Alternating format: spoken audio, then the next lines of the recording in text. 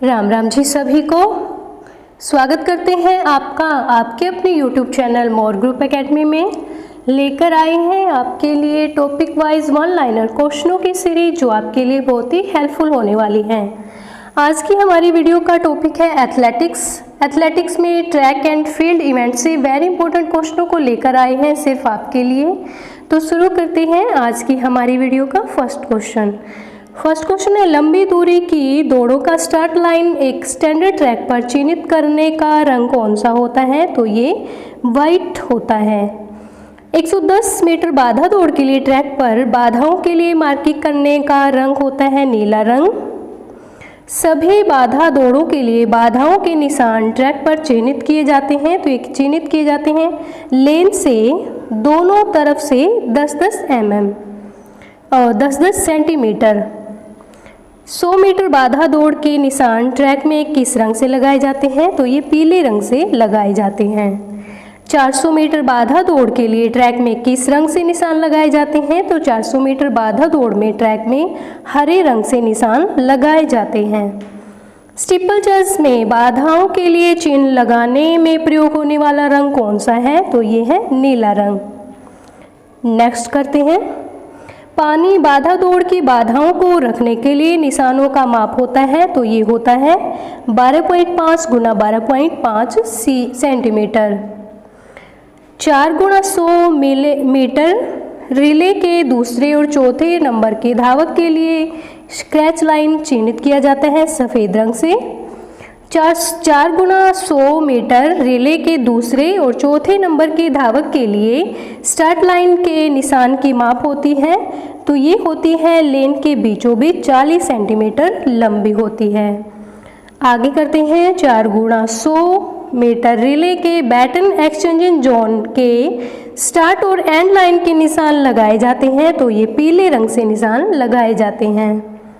आगे करते हैं, 4 गुना 100 मीटर रिले के बैटन एक्सचेंजिंग जोन के स्टार्ट एवं एंड के लिए निशान की माप होती है 1.10 मीटर लंबी।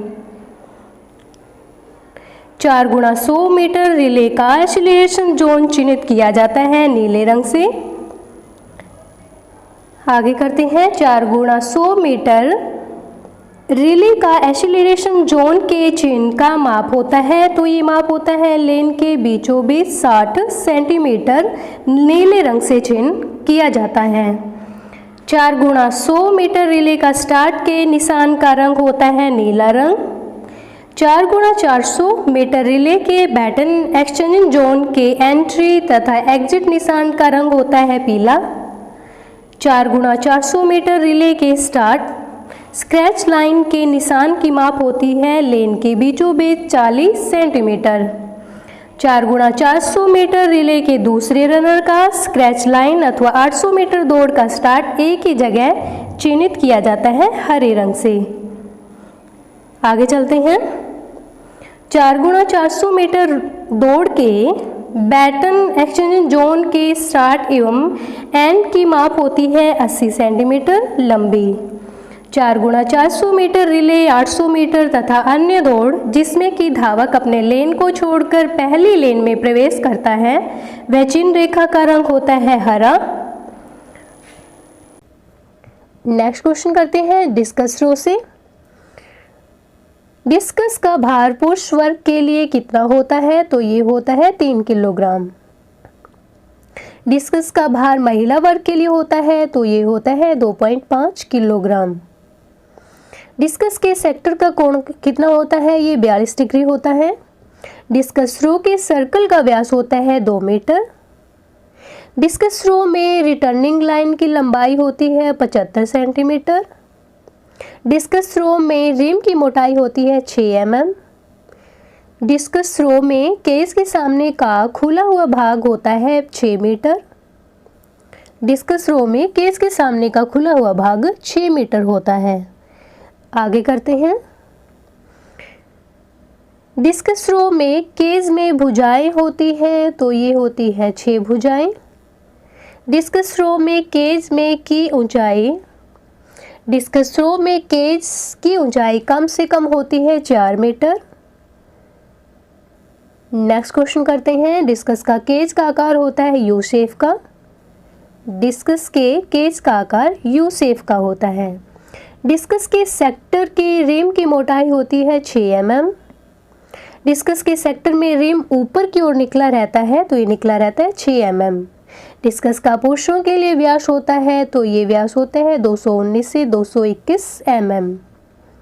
डिस्कस का महिलाओं के लिए व्यास होता है तो ये होता है 180 से 182 mm। डिस्कस की बीचों बीच में पुरुषों के लिए मोटाई होती है 44 से 46 mm।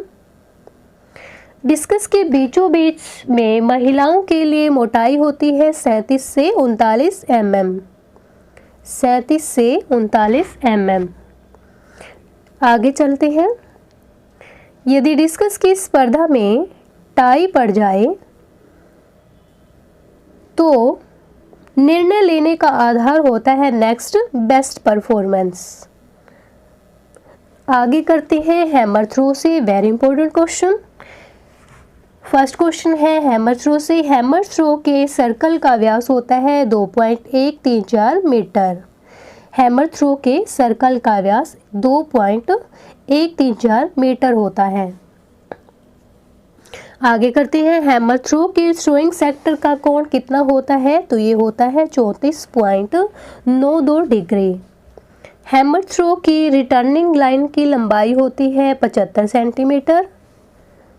नेक्स्ट क्वेश्चन करते हैं, हैमर का व्यास पुरुष वर्ग के लिए होता है तो ये होता है 110 से 130 mm। हैमर का व्यास पुरुष वर्ग के लिए 110 से 130 mm होता है। हैमर का व्यास महिला वर्ग के लिए होता है 95 से 110 mm। हैमर का भार पुरुष वर्ग के लिए होता है 7.260 किलोग्राम। हैमर का भार पुरुष वर्ग के लिए 7.260 किलोग्राम होता है। हैमर का भार महिला वर्ग के लिए होता है 4 किलोग्राम। हैमर थ्रो में पुरुष के लिए तार की लंबाई होती है 1175 से 1215 mm।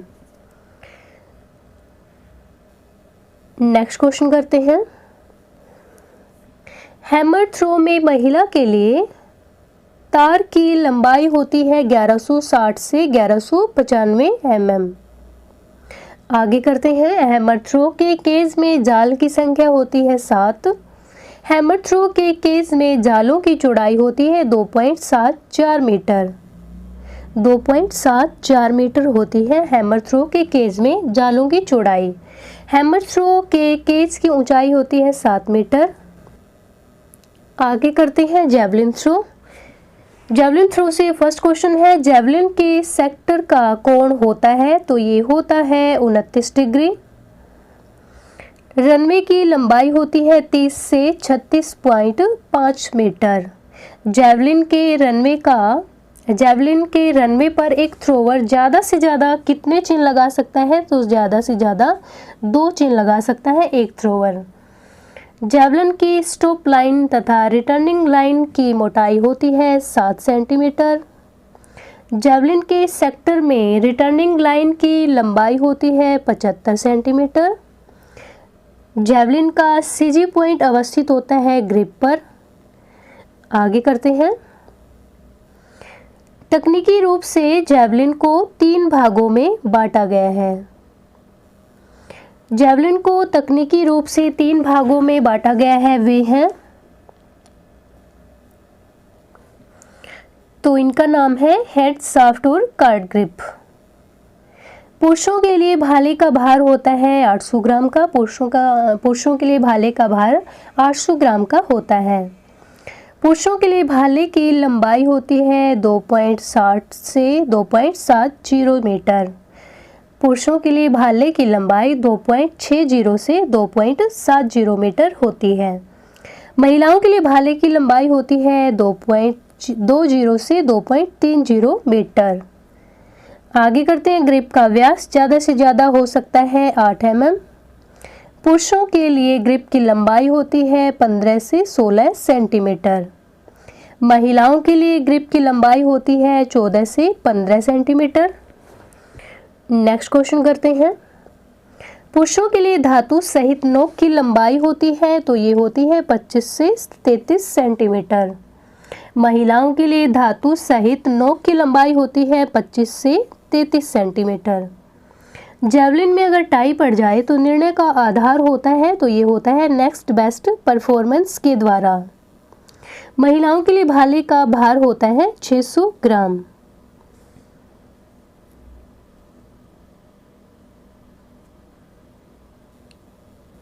आगे करते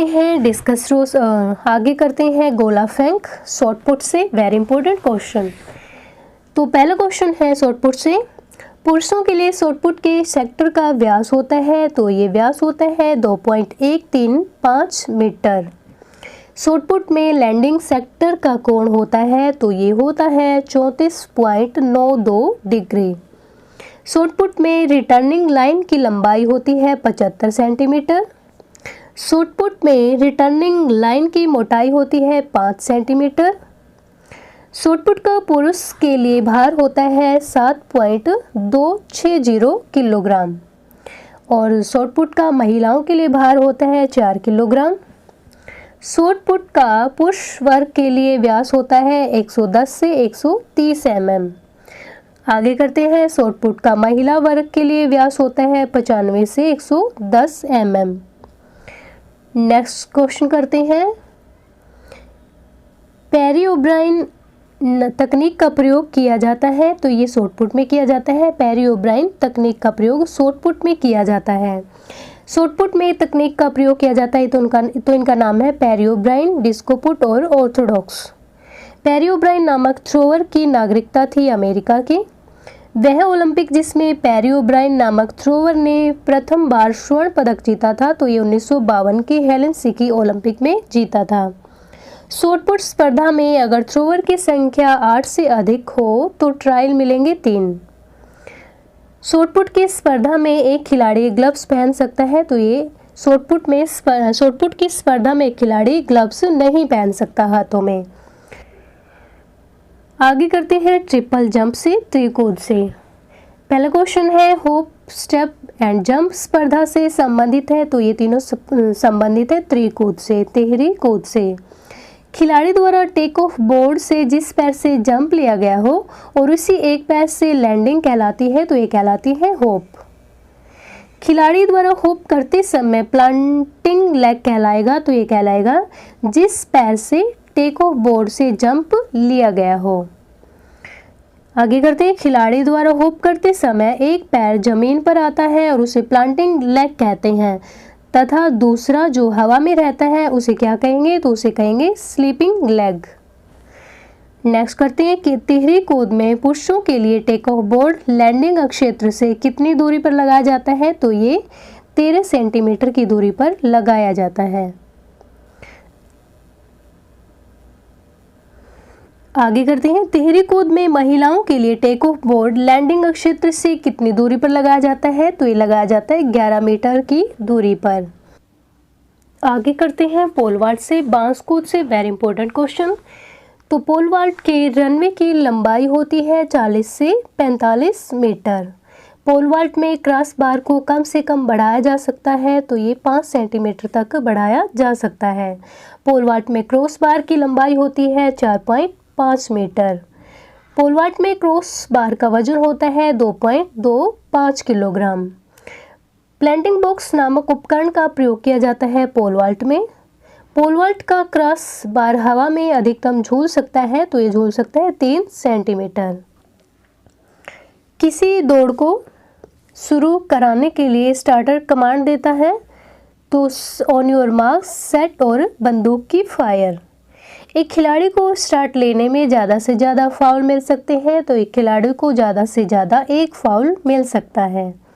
हवा का कितना वेग होने पर रिकॉर्ड नहीं माना जाता तो 2 मीटर पर सेकंड से ज़्यादा होने पर हवा का वेग होने पर रिकॉर्ड नहीं माना जाता। ट्रैक स्पर्धाओं में विंड गेज को हवा का वेग नापने के लिए क्या रखा जाता है, स्टार्ट से 1 मीटर पीछे और फिनिश से 50 मीटर पीछे। लंबी कूद और तिहरी कूद में विंड गेज ऑपरेटर रखा जाता है टेक ऑफ बोर्ड से 20 मीटर पीछे। 200 मीटर की दौड़ में हवा का वेग कितने समय के लिए मापा जाता है? तो ये मापा जाता है 10 सेकंड के लिए। लंबी कूद तेहरी कूद में हवा का वेग कितने समय के लिए मापा जाता है? तो ये 5 सेकंड के लिए मापा जाता है। 400 मीटर के स्टैंडर्ड ट्रैक पर स्ट्रेट कितना निर्धारित होता है? तो ये निर्धारित होता है 84.39 मीटर। हवा का वेग किन दौड़ों में मापा जाता है? तो हवा का वेग 100 मीटर, 200 मीटर और 110 मीटर बाधा दौड़ में हवा का वेग मापा जाता है। IAAF ट्रैक एंड फील्ड के वर्ल्ड रिकॉर्ड को प्रत्येक वर्ष संपादित करता है, तो ये 1 जनवरी को संपादित किया जाता है। IAAF द्वारा रिकॉर्ड के लिए एक स्पर्धा में कम से कम कितने खिलाड़ी होने चाहिए? तो कम से कम 3 खिलाड़ी होने चाहिए। आगे करते हैं। IAAF द्वारा रिकॉर्ड के लिए टीम स्पर्धा में कम से कम टीमें होनी चाहिए, तो कम से कम 2 टीमें होनी चाहिए। यदि किसी खिलाड़ी को प्रोटेस्ट करना है तो परिणाम की घोषणा के कितने समय के पश्चात प्रोटेस्ट किया जा सकता है? तो ये 30 मिनट के पश्चात प्रोटेस्ट किया जाता है।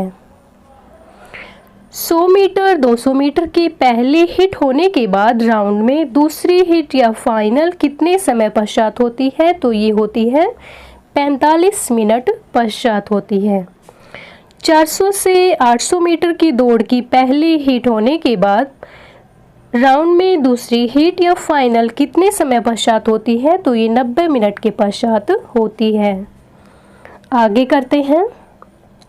ऊंची कूद, लंबी कूद, तिहरी कूद, शॉट पुट, डिस्कस, हैमर और जैवलिन के खिलाड़ियों के नामों की घोषणा होने के पश्चात कितने समय में उन्हें संबंधित क्षेत्र पर अटेम्प्ट लेना होता है? तो ये होता है 1 मिनट के अंदर। पोल वॉल्ट की स्पर्धा में खिलाड़ियों के नामों की घोषणा के पश्चात संबंधित क्षेत्र पर अटेम्प्ट लेने का समय अवधि है, तो ये है 1.5 मिनट। आगे करते हैं।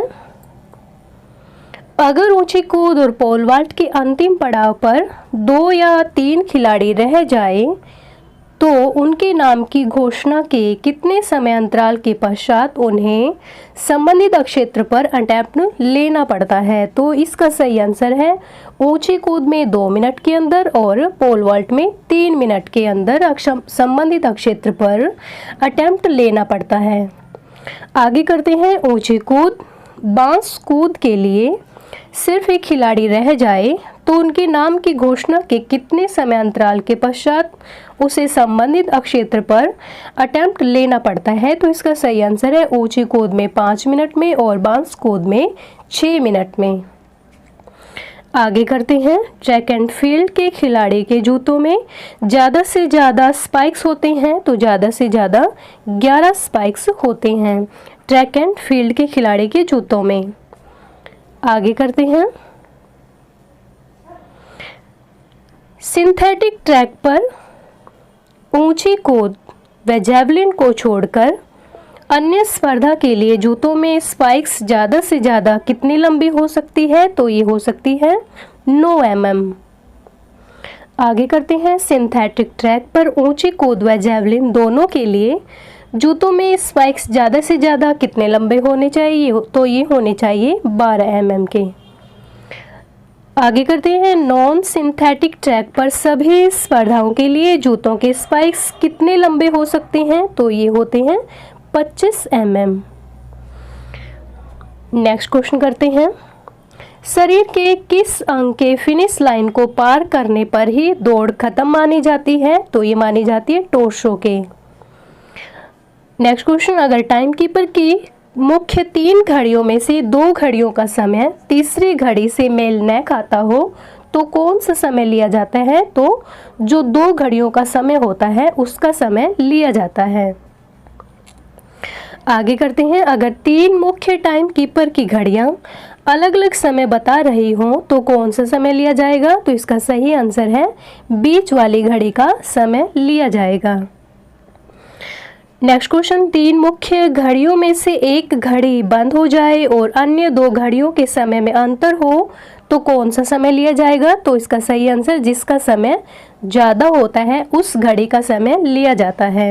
नेक्स्ट क्वेश्चन करते हैं, पुरुषों के लिए बाधा दौड़ होती है, तो पुरुषों के लिए बाधा दौड़ होती है 110 मीटर और 400 मीटर। पुरुषों की 110 मीटर व 400 मीटर बाधा दौड़ में बाधाओं की संख्या होती है, तो ये होती है 10। बाधाओं की संख्या 10 होती है। पुरुषों की 110 मीटर और 400 मीटर बाधा दौड़ में बाधाओं की संख्या 10 होती है। आगे करते हैं, 110 मीटर बाधा दौड़ में बाधाओं की ऊंचाई होती है, तो ये होती है 1.067। 110 मीटर बाधा दौड़ को और किस नाम से जाना जाता है, तो हाई हर्डल के नाम से जाना जाता है 110 मीटर बाधा दौड़ को। आगे करते हैं, 110 मीटर बाधा दौड़ में पहली बाधा स्टार्ट लाइन से कितनी दूरी पर होती है, तो ये होती है 13.72 मीटर। नेक्स्ट क्वेश्चन करते हैं, 110 मीटर बाधा दौड़ में अंतिम या 10वीं बाधा फिनिश लाइन से कितनी दूरी पर रखी जाती है, तो इसका सही आंसर है 14.02 मीटर की दूरी पर रखी जाती है। आगे करते हैं, 110 मीटर बाधा दौड़ में बाधाओं की आपस में कितनी दूरी होती है, तो ये होती है 9.14 मीटर। मैराथन दौड़ में मैराथन से तात्पर्य है, तो इसका तात्पर्य है यूनान में एक जगह का नाम है ये। मैराथन दौड़ किसकी याद में या आयोजित की जाती है, तो ये आयोजित की जाती है फिडीपिड्स की याद में। मैराथन दौड़ फिडीपिड्स की याद में आयोजित की जाती है। आगे करते हैं, मैराथन दौड़ की दूरी होती है, तो इसकी दूरी होती है 42.195 किलोमीटर और 26.385 मील। आगे करते हैं, किस ओलंपिक में प्रथम बार मैराथन की दौड़ 42.195 किलोमीटर की आयोजित की गई, तो ये की गई थी 1908 के लंदन ओलंपिक में।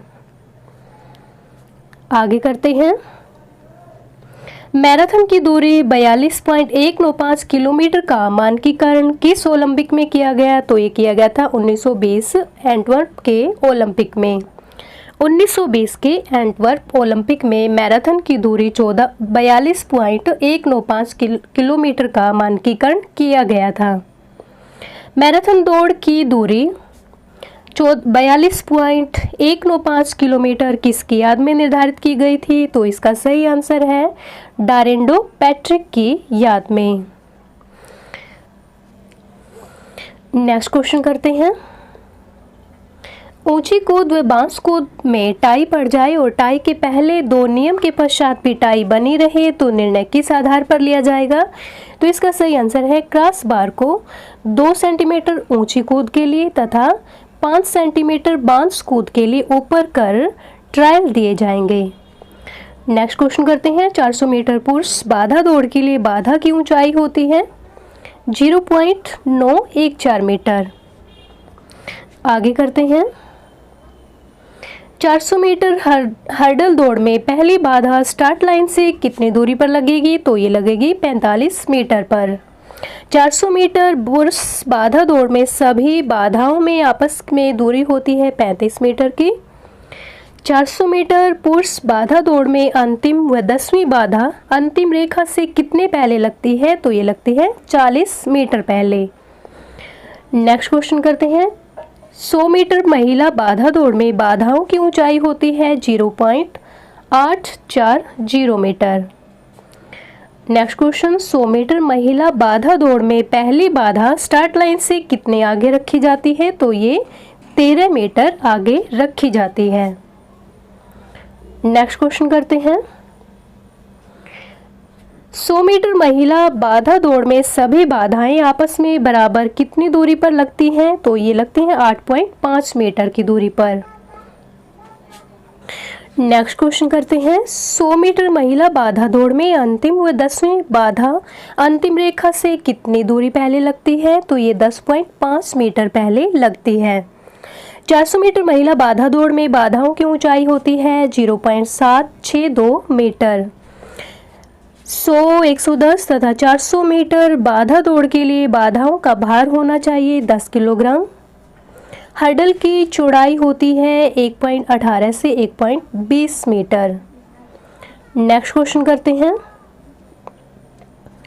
आगे करते हैं। पानी बाधा दौड़ को अन्य किस नाम से जाना जाता है? तो पानी बाधा दौड़ को स्टीपल चेंज के नाम से भी जाना जाता है। स्टीपल चेंज रेस में स्टीपल नामक शब्द का अर्थ है पानी में भिगोना, सीधा खड़ा होना और ढाल। नेक्स्ट क्वेश्चन करते हैं, स्टीपल चेंज रेस में कुल कितनी पानी की बाधाओं को पार करना पड़ता है? तो 7 पानी की बाधाओं को पार करना पड़ता है स्टीपल चेंज रेस में। स्टीपल चेंज रेस में कुल कितनी बाधाओं को पार करना पड़ता है? तो पानी को छोड़कर 28 बाधाओं को पार करना पड़ता है। स्टीपल चेंज रेस में बाधाओं की ऊंचाई होती है 0.914 मीटर। स्टीपल चेंज रेस में बाधाओं की चौड़ाई होती है 3.96 मीटर। स्टीपल चेंज की बाधाओं के ऊपरी हिस्से की माप होती है 12.7 गुना 12.7 सेंटीमीटर। स्टीपल चेंज दौड़ में बाधा से लेकर पानी के अंतिम क्षेत्र तक की लंबाई होती है 3.66 मीटर। स्टीपल चेंज दौड़ में पानी बाधा के अंतर्गत बाधा के पास पानी की गहराई होती है 70 सेंटीमीटर। नेक्स्ट क्वेश्चन करते हैं, स्टीपल चेंज दौड़ में पानी बाधा दौड़ के अंतर्गत पानी के बॉक्स की चौड़ाई होती है 3.66 मीटर। खेल वैज्ञानिकों के आधार पर 110 मीटर पुरुष बाधा दौड़ में बाधाओं के मध्य लगभग कितने कदम के पश्चात खिलाड़ी उछाल लेता है? तो ये लेता है 3 कदम के पश्चात। नेक्स्ट क्वेश्चन, खेल मनोवैज्ञानिकों के आधार पर 400 मीटर पुरुष बाधा दौड़ में बाधाओं के मध्य लगभग कितने कदम के पश्चात खिलाड़ी उछाल लेता है? तो ये लेता है 15 कदम। आगे करते हैं, 110 मीटर पुरुष बाधा दौड़ में धावक लगभग बाधा से कितनी दूरी पहले उछाल लेता है? तो 7.5 फीट दूरी पर उछाल लेता है। शॉटपुट स्पर्धा में शॉटपुट को लगभग किस कोण पर फेंका जाता है जिससे कि अधिकतम दूरी तय कर सके? तो ये फेंका जाता है 60 डिग्री। नेक्स्ट क्वेश्चन, जैवलिन स्पर्धा में जैवलिन को किस कोण पर फेंका जाता है जिससे कि वो अधिकतम दूरी तय कर सके? तो ये 45 डिग्री पर फेंका जाता है। एथलेटिक्स के अंतर्गत किस सामूहिक स्पर्धा में 10 स्पर्धाएं होती हैं? तो इसका नाम है डेक्थलॉन। डेक्थलॉन प्रतियोगिता किस वर्ग के लिए होती है? तो ये पुरुष वर्ग के लिए होती है।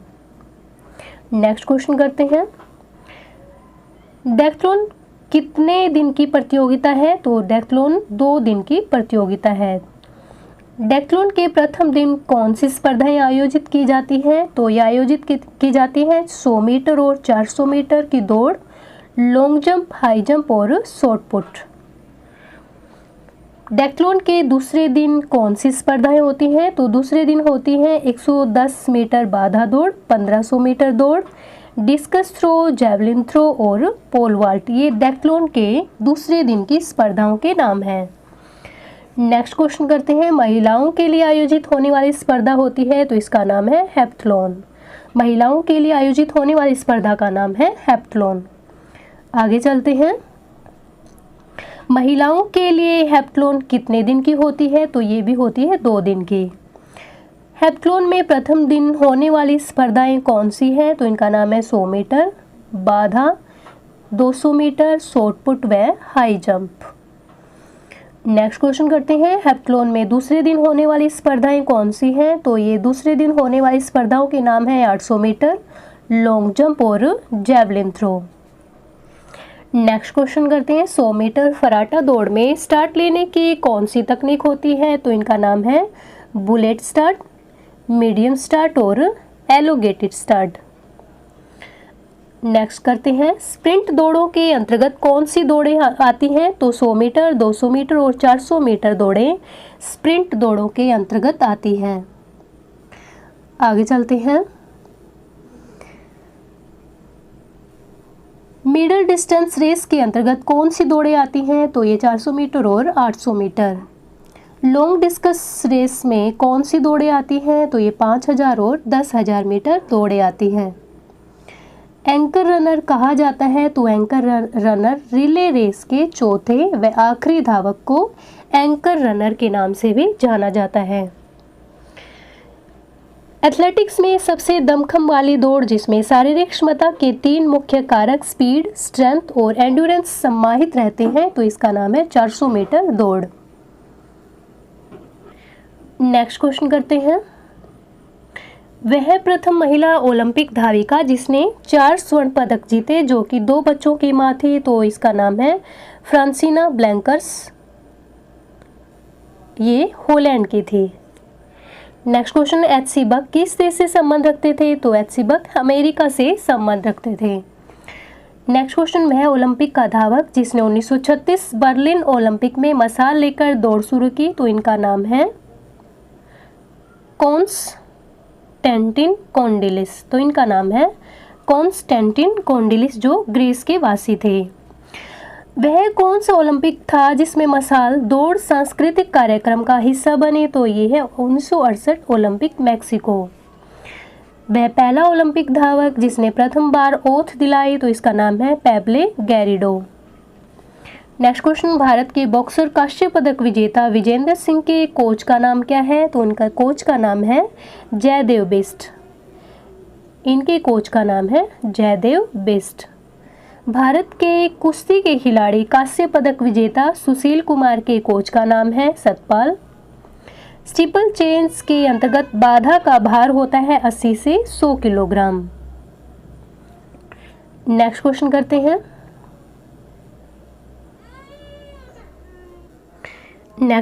हैं। स्टीपल चेंज दौड़ में अगर वाटर जंप अंदर हो तो एक लैंप कितने मीटर का होगा? तो ये होगा 390 मीटर का।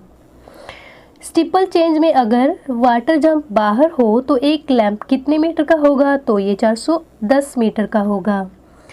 स्टीपल चेंज दौड़ में वाटर जंप अंदर हो तो स्टार्ट फिनिश लाइन के कितने पीछे से होगी? तो ये होगी 270 मीटर। स्टीपल चेंज दौड़ में वाटर जंप बाहर हो तो स्टार्ट फिनिश लाइन के कितने पीछे होगी? तो ये 130 मीटर पीछे होगी। आगे करते हैं।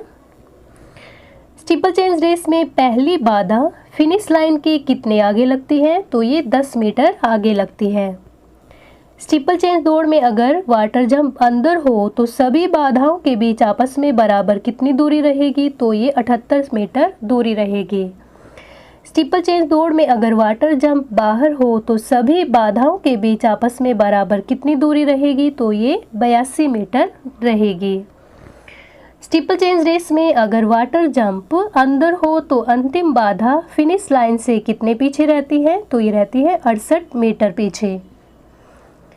स्टीपल चेंज दौड़ में अगर वाटर जंप बाहर हो तो अंतिम बाधा फिनिश लाइन से कितने पीछे रहती है? तो ये रहती है 72 मीटर पीछे। आगे करते हैं। नेक्स्ट क्वेश्चन करते हैं। स्प्रिंट स्टार्ट और किस नाम से जानी जाती है? तो स्प्रिंट स्टार्ट क्राउच स्टार्ट के नाम से भी जानी जाती है। क्राउच से क्या तात्पर्य है? तो क्राउच का तात्पर्य है जिसमें शरीर के 4 अंग जमीन पर लग रहे हों। बुलेट स्टार्ट और किस नाम से जाना जाता है? तो बुलेट स्टार्ट को बंद स्टार्ट के नाम से भी जाना जाता है।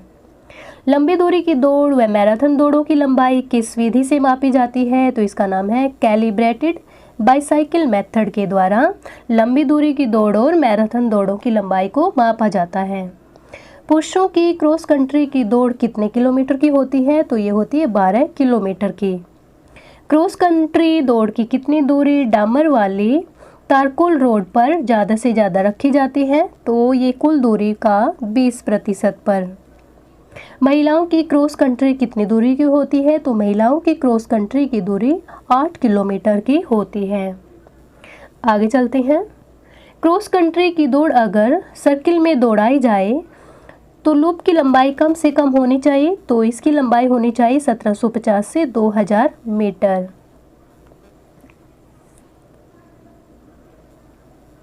नेक्स्ट क्वेश्चन करते हैं। अगर शॉटपुट स्पर्धा में थ्रोअर शॉटपुट को प्रक्षेपित करने के पश्चात रिटर्निंग लाइन के आगे से चला जाता है तो वह फाउल माना जाता है। स्टॉपबोर्ड नामक उपकरण का प्रयोग किया जाता है शॉटपुट में। स्टॉपबोर्ड की ऊंचाई होती है 10 सेंटीमीटर। स्टॉप बोर्ड की चौड़ाई होती है 11.2 से 20 सेंटीमीटर। शॉटपुट स्पर्धा में अगर टाई पड़ जाए तो निर्णय का आधार होता है नेक्स्ट बेस्ट परफॉर्मेंस के आधार पर। आगे करते हैं ऊंची कूद से, very important question. High jump में लैंडिंग एरिया की माप होती है 5 × 3 मीटर। हाई जंप में क्रॉस बार का वजन होता है 2 किलोग्राम का। हाई जंप में लैंडिंग एरिया की ऊंचाई होती है 60 सेंटीमीटर। क्रॉस बार की लंबाई होती है 4 मीटर। जंप के प्रकार हैं तो जंप के प्रकार हैं 5। पूरे अटेम्प्ट के बाद ऊंची कूद में कम से कम ऊंचाई बढ़ाई जा सकती है तो ये बढ़ाई जा सकती है 2 सेंटीमीटर। नेक्स्ट चलते हैं। दोनों अपराइट के बीच की दूरी होती है 4 मीटर। हाई जंप में क्रॉस बार के सिरे जिनका आकार चौकोर होता है उनकी लंबाई व चौड़ाई कितनी होती है तो ये होती है 15 से 20 सेंटीमीटर व 2.9 से 3.8 सेंटीमीटर। नेक्स्ट क्वेश्चन करते हैं हाई जंप से लॉन्ग जंप से। हिचकिक नामक तकनीक प्रयोग की जाती है लॉन्ग जंप में। लॉन्ग जंप में प्रयोग की जाने वाली तकनीक का नाम है हैंग स्टाइल। सेल स्टाइल नामक तकनीक प्रयोग की जाती है लॉन्ग जंप में। लंबी कूद में अगर टाई पड़ जाए तो निर्णय का आधार होगा नेक्स्ट बेस्ट परफॉर्मेंस के आधार पर। प्लास्टिसिन इंडिकेटर बोर्ड का प्रयोग किया जाता है लंबी कूद और तिहरी कूद में। नेक्स्ट करते हैं। प्लास्टिसिन इंडिकेटर की चौड़ाई व ऊंचाई कितनी होती है तो ये होती है 10 सेंटीमीटर व 7 से 10 mm। प्लास्टिसिन इंडिकेटर बोर्ड का फ्लोप 30 डिग्री कोण पर होता है। लॉन्ग जंप में रनवे की चौड़ाई होती है 1.22 टू 1.25 मीटर। लॉन्ग जंप में रनवे की लंबाई होती है 40 से 45 मीटर। लॉन्ग जंप में लैंडिंग एरिया की चौड़ाई होती है 2.7 मीटर से 3 मीटर तक। लॉन्ग जंप में टेक ऑफ बोर्ड की चौड़ाई होती है तो ये होती है 20 सेंटीमीटर। लॉन्ग जंप में रनवे में खिलाड़ी ज़्यादा से ज़्यादा मार्क लगा सकते हैं तो खिलाड़ी ज़्यादा से ज़्यादा 2 मार्क लगा सकते हैं। तो आज के लिए इतना ही, मिलते हैं नेक्स्ट वीडियो में। तब तक के लिए आप सभी को मेरा प्यार भरा राम राम।